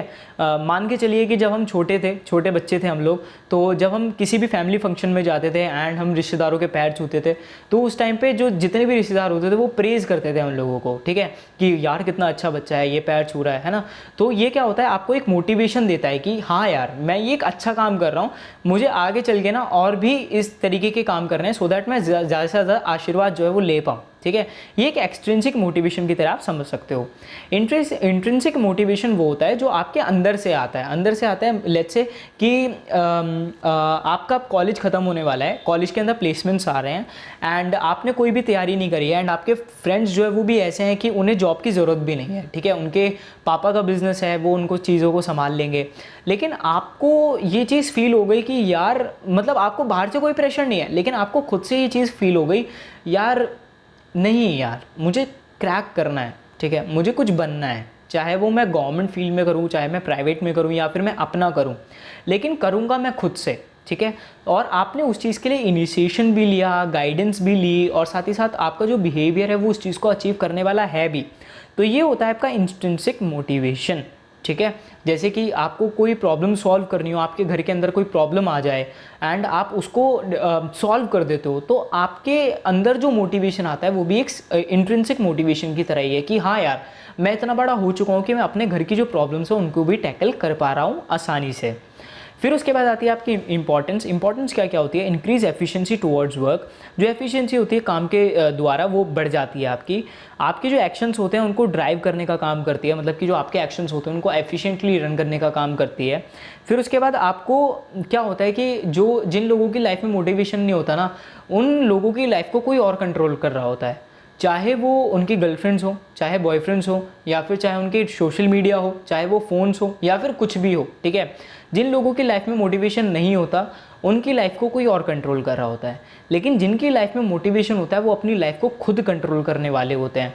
ठीक है, क्योंकि उनको पता होता है कि कौन सा रास्ता सही है, कौन सा रास्ता गलत है, हमें क्या करना चाहिए और क्या नहीं करना चाहिए। ठीक है, हेल्प यू फील, ये हो गया improve being and happiness. Improve being मतलब कि आपको एक ह्यूमन बीइंग की तरह आपको एक अपग्रेडेशन मिलता है, आपकी जो थिंकिंग होती है, डिसीजन मेकिंग होती है, वो जो है टाइम के साथ इम्प्रूव होती है मोटिवेशन के द्वारा, और साथ ही साथ आपका एक्सपीरियंस तो बढ़ता ही है, और एक्सपीरियंस ये सारी चीज़ें बढ़ेंगी तो आप खुश भी होगे। जब आपको मोटिवेशन के मान के चलिए एक्सट्रिंसिक मोटिवेशन मिला, आप कुछ क्रैक कर लेते हो लाइफ में, ठीक है, आपके पेरेंट्स खुश होने चाहिए, सोसाइटी डजेंट मैटर्स, आपके पेरेंट्स खुश होने चाहिए, और अगर पेरेंट्स खुश होते हैं ना तो आपको खुद खुश होगे।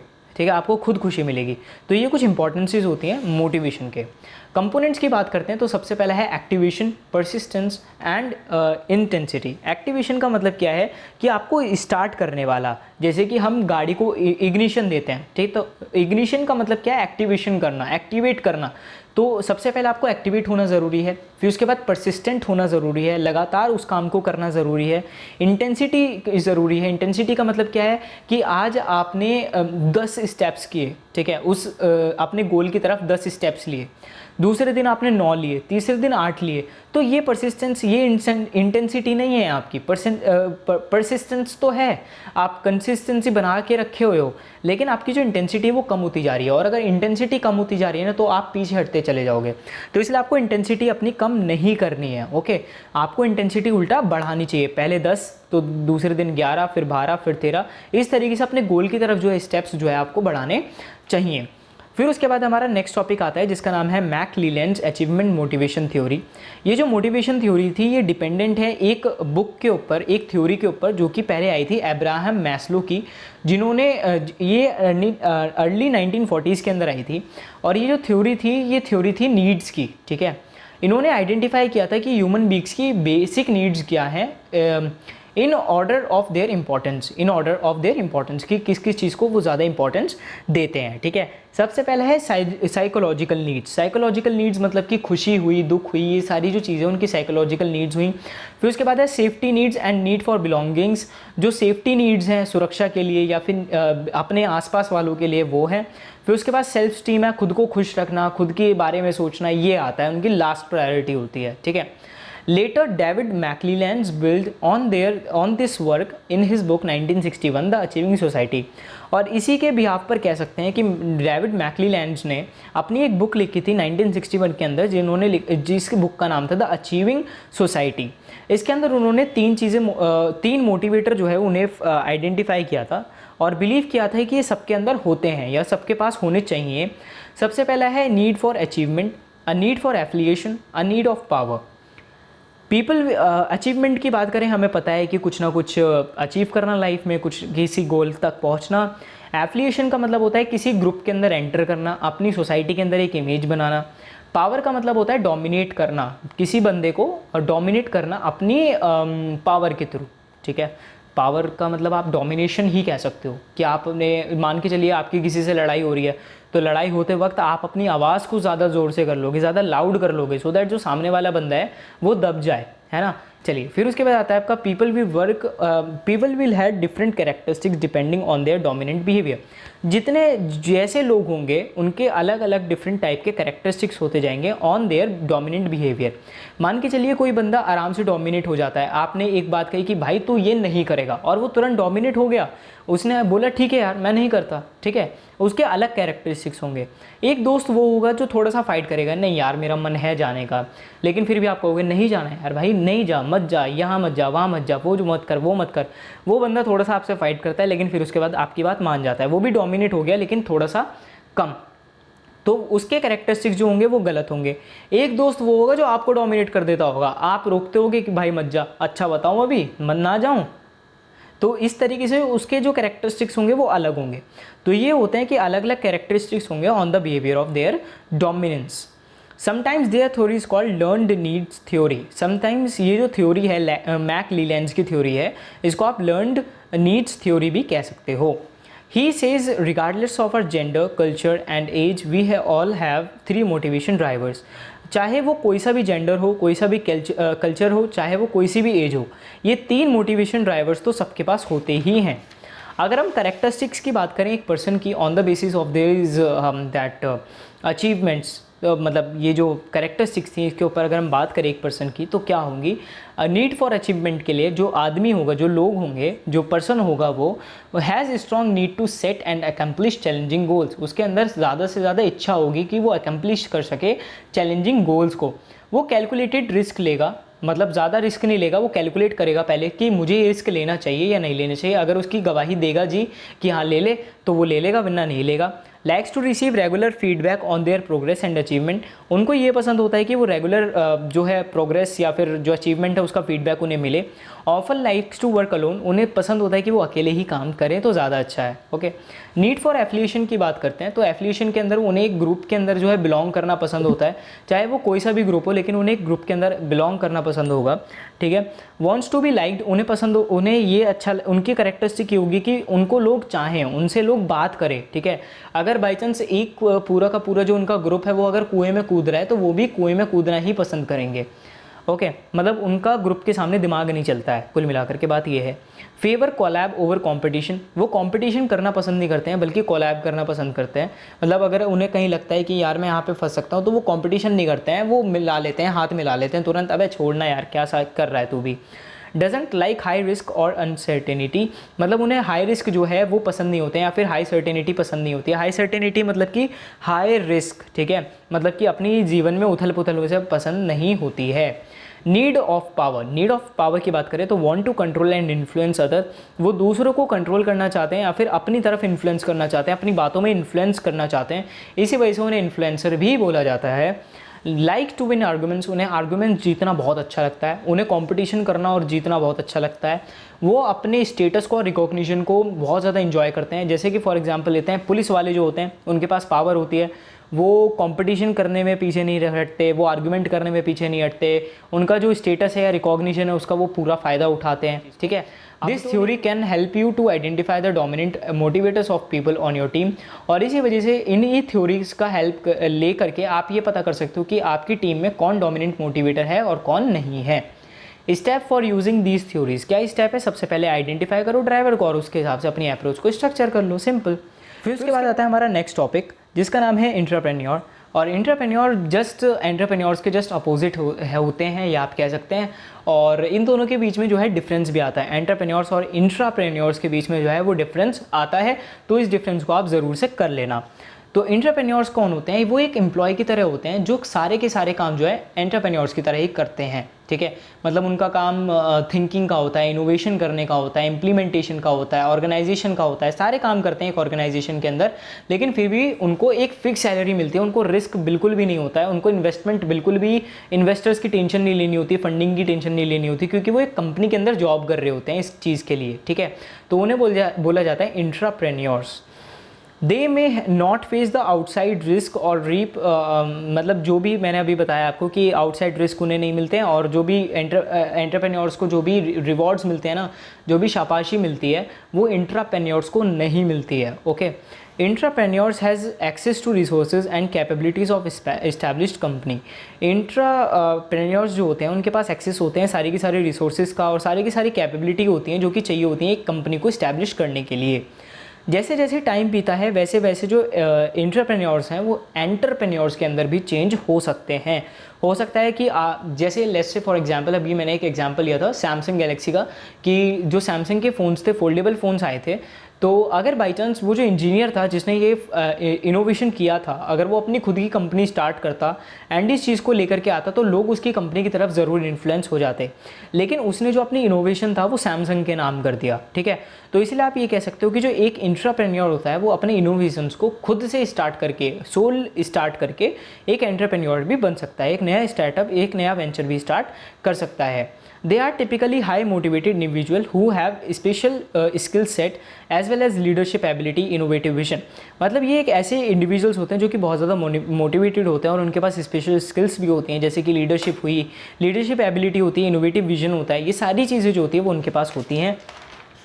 फिर उसके बाद आता है हमारा इंटरप्रेन्योरशिप। इंटरप्रेन्योरशिप के अंदर क्या होता है, it refers to a system that allows employees to act like an entrepreneur within an company. मतलब कि जो हमने पीछे डिस्कस किया कि एक कंपनी के अंदर जो एक एम्प्लॉय है वो एक एंटरप्रेन्योर की तरह क्या करता है, एक्ट करता है, उसे हम इंटरप्रेन्योरशिप कहते हैं। ये एक सॉल्यूशन है या फिर एक स्टेप है टुवर्ड्स एंटरप्रेन्योरशिप। मतलब कि अभी हमने देखा ही था, एक एंटरप्रेन्योर जो है वो इतनी ज़्यादा एबिलिटीज़ ले लेता है, इतनी ज़्यादा स्किल्स लेता है, सीख लेता है इतनी कंपनियों से कि उसको अपनी कंपनी कैसे चलानी है वही उसको आ जाता है, ठीक है। It is easier for an individual as it has the support of an existing organisation. इसको करना आसान होता है क्योंकि उसके पीछे पहले से एक ऑर्गेनाइजेशन का, जो एग्जिस्टिंग ऑर्गेनाइजेशन है उसका हाथ होता है, जो कि उसको फाइनेंशियली रिसोर्सेज के मामले में जो है सपोर्ट कर रही होती है। There are both facilitators and barriers in the entrepreneurship. और एंटरप्रेन्योरशिप के अंदर भी दोनों फैसिलिटीज़ भी होती हैं और बैरियर्स भी होते हैं। एग्जाम्पल की बात करते हैं, एग्जाम्पल है कैन कुतुरागी जो थे वो एक एंटरप्रेन्योर थे और उन्होंने पहला जो था सोनी का प्ले स्टेशन जो था वो लॉन्च किया था 1994 के अंदर दिसंबर में जापान में। तो एक ऐसे एंटरप्रेन्योर थे जिन्होंने सोनी प्ले स्टेशन जो है वो इन्वेंट नहीं किया था, इन्वेंशन अलग चीज़ होती है, इन्वेंशन हम नेक्स्ट यूनिट में देखेंगे। इन्होंने क्या किया था, इनोवेट किया था, ओके। चलिए, गेमिंग वाली चीज़ों को इनोवेट किया था ना, तो ये इसलिए इनोवेशन है ना कि इन्वेंशन। तो इन दोनों चीज़ों के बीच में बहुत ज़्यादा डिफरेंस होता है। तो फिर उसके बाद और इंट्राप्रेन्योर्स की बात करें तो स्टीव जॉब्स, एलॉन मस्क, ये दोनों भी, और साथ ही साथ जेफ बेजोस अमेज़ॉन के मालिक भी इंट्राप्रेन्योर्स ही हैं, ठीक है। और भी कई सारे लोग हैं इंट्राप्रेन्योर्स जिन्होंने अपना खुद का बिजनेस स्टार्ट कर लिया है अब। फिर उसके बाद हम बात करते हैं ईडीपीज़ की। ईडीपीज़ क्या होती हैं? ईडीपीज़ होती हैं एंटरप्रेन्योरशिप डेवलपमेंट प्रोग्राम। जो हमारी इंडियन गवर्नमेंट है उसने भी ESDP जो है वो लॉन्च किया है, एंटरप्रेन्योरशिप स्किल डेवलपमेंट प्रोग्राम। और आप इसके बारे में MSME की वेबसाइट पे जाके ज़रूर से पढ़ सकते हो, ठीक है। तो अगर आप एक एंटरप्रेन्योर बनना चाहते हो and you have to gain the skills, तो आप गवर्नमेंट जो है उनकी स्कीम्स में भी एनरोल कर सकते हो सो दैट आपको कुछ बेनिफिट्स ज़रूर से मिल जाएँ। चलिए देखते हैं। It is a programme meant to develop entrepreneurial abilities among people. ये एक ऐसा प्रोग्राम है जिससे जो एंटरप्रेन्योरशिप की जो एबिलिटीज़ हैं वो लोगों के अंदर आ जाएं। इसके अंदर सारी चीज़ें डेवलप करना सिखाते हैं ये लोग, जैसे कि पॉलिश कैसे करते हैं स्किल्स को, पर्सन से बात कैसे करते हैं, किस तरीके से ऑर्गेनाइजेशन को इस्टेब्लिश किया जा सकता है, किस तरीके से रन किया जा सकता है, ये सारी चीज़ें जो हैं इस प्रोग्राम के अंदर सिखाई जाती हैं। साथ ही साथ जो लोग होते हैं जो भी इस प्रोग्राम के अंदर एनरोल करते हैं उन लोगों को ये भी सिखाया जाता है कि क्या क्या स्किल्स रिक्वायर्ड है, कौन कौन सी स्किल्स रिक्वायर्ड नहीं है, कौन कौन सी ऑप्शनल हैं, किस तरीके से कौन सी नॉलेज चाहिए होगी किस बिज़नेस को रन करने के लिए और किस बिज़नेस को रन करने के लिए कौन सी नॉलेज की ज़रूरत नहीं है। अकॉर्डिंग टू NP सिंह 1985 के अंदर NP सिंह ने एक स्टेटमेंट दिया था कि EDP programme is design to help an individual in strengthening his entrepreneurship motive and in acquiring skills and capabilities necessary for playing entrepreneurship role effectively. मतलब उन्होंने ये कहा था कि जो EDP प्रोग्राम है वो डिज़ाइन किया गया है हेल्प करने के लिए एक इंडिविजुअल को, स्ट्रेंथन करने के लिए उसकी मोटिव को, एंटरप्रेन्योरशिप मोटिव को, जिससे वो एक्वायर कर सके स्किल्स को और अपने आप को कैपेबल बना सके कि वो एंटरप्रेन्योरशिप जो रोल है ना उसको वो अच्छे से निभा सके। और ट्रेनिंग जो है वो बहुत ज़्यादा ज़रूरी होती है। अगर आपको ट्रेनिंग अच्छे से नहीं मिलेगी तो फिर आप जो आगे जो जितनी भी चीज़ें होंगी उसके अंदर आप अच्छे से जो है वो रिएक्ट नहीं कर पाओगे, अच्छे से आपके पास एक्सपीरियंस ही नहीं होगा कि यार मेरे को इसमें रिएक्ट कैसे करना है, मेरे को तो आता ही नहीं है, मैंने सीखा ही नहीं है, है ना। चलिए ऑब्जेक्टिव्स की बात करते हैं तो टोटल हमारे पास 10 ऑब्जेक्टिव्स हैं। सबसे पहला ऑब्जेक्टिव है हमारा to promote first generation business and industrialist, मतलब कि जो फर्स्ट जनरेशन, क्योंकि इसके अंदर आप कोई भी एक फ्रेशर है उसको सबसे पहले ट्रेनिंग मिल जाएगी, ट्रेनिंग करने के बाद वो फर्स्ट जनरेशन पहला बिजनेस, पहला स्टेप लेगा अपने बिजनेस की तरफ या फिर इंडस्ट्री की तरफ। तो इसलिए कहा गया है कि ये जो प्रोग्राम है ये किसी भी इंसान को मोटिवेट करता है कि वो अपना पहला स्टेप ले। ठीक है दोस्तों, आगे बढ़ने से पहले प्लीज़ हमारे जो चैनल है उसको सब्सक्राइब कर देना, वीडियो को लाइक कर देना, शेयर कर देना। बहुत मेहनत करिए इस वीडियो को बनाने के लिए। और प्लीज़ मुझे कमेंट सेक्शन में ज़रूर बताना अगर कोई सजेशन हो या फिर कुछ एप्रिसिएशन हो या फिर कुछ भी आपके मन में कोई भी सजेशन हो तो प्लीज़ मुझे बताना।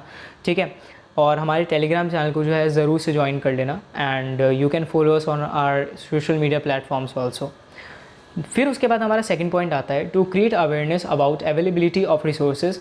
अवेयरनेस फैलाना कि कौन कौन सी रिसोर्सेज जो है वो अवेलेबल है, कौन कौन सी रिसोर्सेज अवेलेबल नहीं है।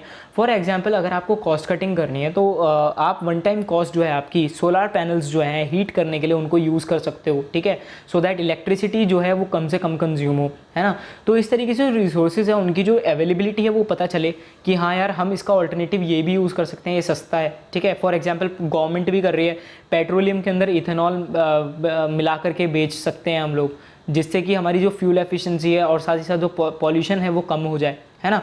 तो ये रिसोर्सेज का कुछ अवेलेबिलिटी है और अवेयरनेस जो है वो फैलती जा रही है। To promote small cottage and local industries, जो छोटी मोटी कॉटेज इंडस्ट्रीज़ हैं, लोकल इंडस्ट्रीज़ हैं, उनको जो है वो बढ़ावा मिल सके।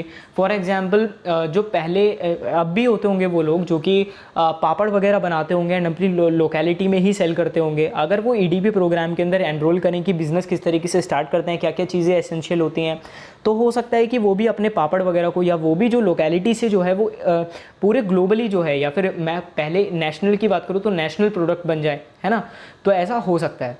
To encourage self employment and tendencies, मतलब कि आप खुद से एम्प्लॉयमेंट हो सको, मतलब कि आपको किसी कंपनी की ज़रूरत ना पड़े एम्प्लॉयमेंट लेने के लिए, किसी जॉब की ज़रूरत ना पड़े कि जॉब वैकेंसी निकालेंगे तो मैं जॉब ले पाऊंगा, ऐसा ना हो। आप खुद से अपना बिजनेस, अपना वेंचर स्टार्ट कर सको, ये टेंडेंसी आपके अंदर बना करके देता है, एनकरेज करता है। To provide knowledge about government plans and programmes, ये आपको नॉलेज देता है कि गवर्नमेंट के प्लान्स और प्रोग्राम्स क्या हैं, आप क्या क्या प्रोग्राम्स का बेनिफिट उठा सकते हो। जैसे कि मैंने अभी आपको एमएसएमई के बारे में बताया, आप वहाँ पे आप जाके पढ़ सकते हो कि क्या क्या गवर्नमेंट के प्लान्स हैं, प्रोग्राम्स हैं एंटरप्रेन्योरशिप डेवलपमेंट प्रोग्राम की तरफ से। फिर उसके बाद आपका टू मेक सक्सेसफुल एंटरप्रेन्योर्स बनाना इनका एक वो है, लक्ष्य है। To provide training to operate business, और बिजनेस को किस तरीके से ऑपरेट करना है इसकी ट्रेनिंग देना। To create awareness about marketing, की मार्केटिंग कैसे करते हैं उसकी अवेयरनेस फैलाना। To develop entrepreneurs in all areas of country, कि जितनी जो भी हमारा देश है उसके अंदर एंटरप्रेन्योर्स जो हैं वो फैलने चाहिए, बनने चाहिए, हर एक इंसान को एंटरप्रेन्योर बनना चाहिए, सो दैट वो एक्सप्लोर कर सके पूरे वर्ल्ड को और उसका जो इनोवेशन है वो पूरे वर्ल्ड को चेंज करने की कैपेबिलिटी रखता हो। To remove doubts of entrepreneurship, give solution and suggest remedies of problem, जिससे वो कोई भी प्रॉब्लम है एंटरप्रेन्योरशिप के रास्ते में, कोई भी प्रॉब्लम आए तो उसको सॉल्व कर सके या फिर उसकी रेमेडी जो है वो फाइंड आउट कर सके या फिर किसी और को सजेस्ट कर सके। फेजेस की बात करें तो 3 फेजेस होती हैं, इनिशियल, ट्रेनिंग, पोस्ट, या फिर हम बात करें प्री ट्रेनिंग, डेवलपमेंट फेज़ और फॉलो अप फेज़। ठीक है, इनिशियल फेज़ के अंदर क्या होता है, आप जितनी भी एक्टिविटीज़ होती हैं, प्रिपरेशन होती है, वो सारी चीज़ें आप करते हो। इसके अंदर मेन एक्टिविटीज़ कौन कौन सी होती है, सबसे पहले आप अरेंजमेंट करते हो सारा का सारा जो इंफ्रास्ट्रक्चर या फिर जो भी चीज़ें आपको चाहिए होती हैं। प्रिपरेशन करते हो ट्रेनिंग सिलेबस की और एप्लीकेशन फॉर्म्स की। फिर उसके बाद आप फैकल्टी से जो है वो टाई अप करते हो। फिर उसके बाद आप डिज़ाइन करते हो टूल्स को, टेक्निक्स को, ट्रेनीज़ को। फिर उसके बाद आप फॉर्मेशन करते हो सिलेक्शन कमेटी की, कौन कौन आगे बढ़ना चाहिए, कौन कौन आगे नहीं बढ़ना चाहिए। फिर उसके बाद आप पब्लिसिटी कैंपेन चलाते हो जिससे जो आपके प्रोग्राम है उसके अंदर लोग एनरोल करें। फिर उसके बाद इनिशियल स्टेज जो होती है उसके अंदर आइडेंटिफिकेशन और सिलेक्शन होता है पोटेंशियल एंटरप्रेन्योर्स का, कि हाँ यार ये एंटरप्रेन्योर जो है वो अच्छा है और ऐसे हम आगे की फेज़ में जो है भेज सकते हैं और इनिशियल मोटिवेशन जो है उनको मिल सके। ठीक है, नेक्स्ट फेज़ आती है जिसका नाम है ट्रेनिंग फेज़। ट्रेनिंग फेज़ के अंदर क्या होता है, इसके अंदर जो एंटरप्रेन्योर जो फर्स्ट स्टेज से निकल के आए हैं उनको जो है ट्रेनिंग के अंदर जो भी सिलेबस सेट हुआ था फर्स्ट फेज़ के अंदर वो इम्प्लीमेंट करना स्टार्ट होता है, उन्हें पढ़ाना स्टार्ट किया जाता है, उनको स्किल्स देना स्टार्ट किया जाता है। उनका ऑब्जेक्टिव मेनली ये होता है कि वो डिज़ायरेबल चेंजेस जो है बिहेवियर जो है ट्रेनीज़ का उनको अचीव कर पा सकें ईजिली। जो ट्रेनर्स जज how much and how far trainees have moved, मतलब कि जो ट्रेनर्स होते हैं वो जज कर सकें कि ट्रेनीज़ जो हैं, मतलब जो एंटरप्रेन्योर्स है, जो फ्यूचर एंटरप्रेन्योर्स हैं वो कितनी चीज़ें सीख चुके हैं या कितनी चीज़ें बाकी हैं सीखने के लिए। पोस्ट ट्रेनिंग के अंदर क्या होता है कि वो ये चेक करते हैं कि कितना सिलेबस कंप्लीट हो चुका है, प्रोग्राम का ऑब्जेक्टिव था वो कितना कंप्लीट हो चुका है और कितना कंप्लीट नहीं हुआ है, कितना रह गया है। Monitoring reveals drawbacks in earlier phases, monitoring होती है कि अर्लियर फेजेस के अंदर, स्टेप 1 के अंदर या स्टेप 2 के अंदर क्या क्या गलतियाँ रह गई, उन गलतियों को जो है सुधारा जाता है और या फिर नेक्स्ट प्रोग्राम के लिए उसी प्रोग्राम में सुधार दिया जाता है। इसके अंदर आपको इंफ्रास्ट्रक्चर सपोर्ट मिलता है, काउंसलिंग मिलती है, असिस्टेंस मिलती है, जिससे आप नई ऑर्गेनाइजेशन को या तो डेवलप कर सको या फिर एग्जिस्टिंग जो यूनिट है उसके अंदर भी आप इनोवेशन लेके आ सको। फिर उसके बाद हमारा लास्ट टॉपिक आता है जिसका नाम है एंटरप्रेन्योरियल कॉम्पिटेंसीज या फिर ट्रेड्स। इसका मतलब ये है कि जो एंटरप्रेन्योरशिप के अंदर क्या क्या कॉम्पिटेंसीज आती हैं या क्या क्या ट्रेड्स होते हैं। सबसे पहले एंटरप्रेन्योर्स के अंदर इंटीग्रिटी होनी चाहिए, इनोवेटिव होने चाहिए, कॉन्सेप्चुअल थिंकिंग होनी चाहिए, नेटवर्किंग होनी चाहिए, कॉमर्शियल एप्टीट्यूड आना चाहिए। कॉमर्शियल एप्टीट्यूड मतलब कि पैसा लेन देन के मामले में आगे पीछे कुछ नहीं होना चाहिए, हिसाब बिल्कुल कायम होने चाहिए चीज़ें। पीपल फोकस होना चाहिए, कस्टमर सेंसिटिविटी, ऑप्टिज्म मतलब कि ऑप्टिमाइज्ड होना चाहिए उनका कोई भी सॉल्यूशन अगर हो तो, super intentness, decisive leadership, risk taking, confident, enterprising, willingness, ये कुछ हमारी कॉम्पिटेंसी ट्रेड्स होते हैं। तो दोस्तों इसी के साथ जो हमारी यूनिट नंबर 1 है एंटरप्रेन्योरशिप की, प्रोजेक्ट मैनेजमेंट एंड एंटरप्रेन्योरशिप की, वो ख़त्म होती है। एंड होप सो आपको ये बहुत ज़्यादा यूज़फुल लगी होगी। इसी के साथ मेरे कुछ सजेशन है आपके लिए कि आप 2 नंबर वाले क्वेश्चंस जो हैं वो ज़रूर पढ़ लेना। अगर आप 2 नंबर वाले क्वेश्चंस पढ़ लेते हो तो आपके 20 नंबर जो आने के चांसेस है वो बढ़ जाते हैं। तो आपके जो है अच्छे नंबर ही आएंगे फॉर श्योर। और परसेंटेज जो है वो इम्पॉर्टेंट होती ही है, तो आप ज़रूर से इसको कर लेना। और प्लीज़ हमारे चैनल को जो है सब्सक्राइब कर देना, वीडियो को लाइक कर देना, शेयर कर देना अपने दोस्तों को, और बेल आइकन को दबाना मत भूलना। और हमारे टेलीग्राम चैनल को आप ज्वाइन कर सकते हो और हमें सोशल मीडिया पे भी आप फॉलो कर सकते हो। और इसी के साथ हम मिलते हैं नेक्स्ट वीडियो में। जय हिंद, जय Bharat. Thanks for watching unique app sites.